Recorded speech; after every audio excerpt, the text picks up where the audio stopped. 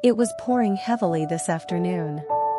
Thick raindrops pelted down on the road, echoing loudly in the quiet village.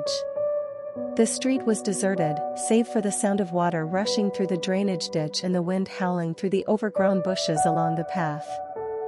Suddenly, amidst the rain, I heard a faint sound, soft and broken, a kitten's meow, like a tiny cry for help in the cold, wet world.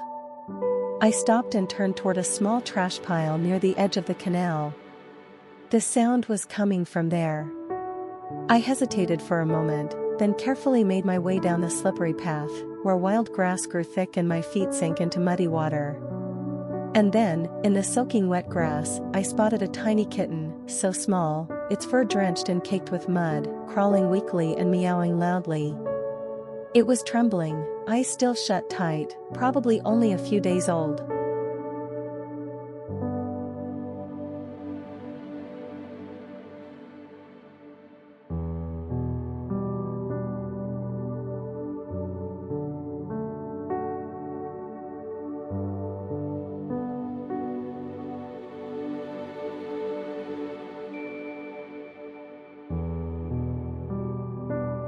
I rushed over, gently picked the kitten up and carried it to dry ground.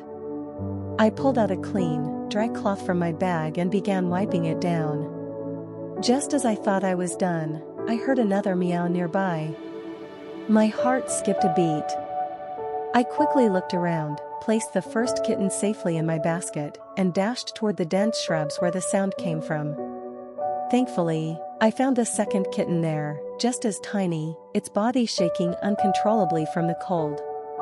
I wiped it dry too.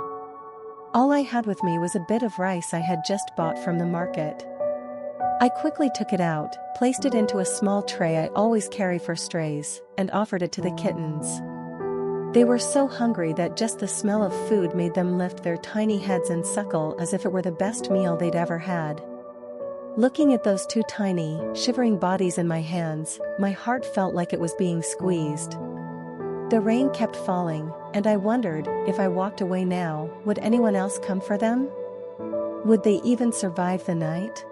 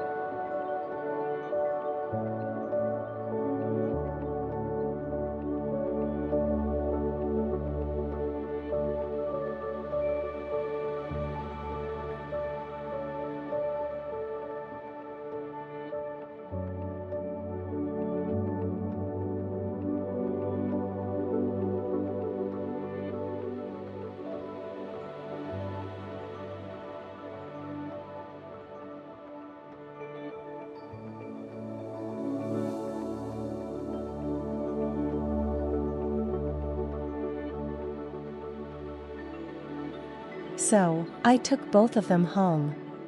At home, I set up a small box lined with soft towels and gently placed them inside.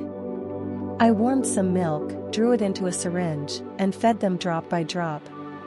They were calm, not resisting, just curling into my palm and purring softly, as if to say thank you.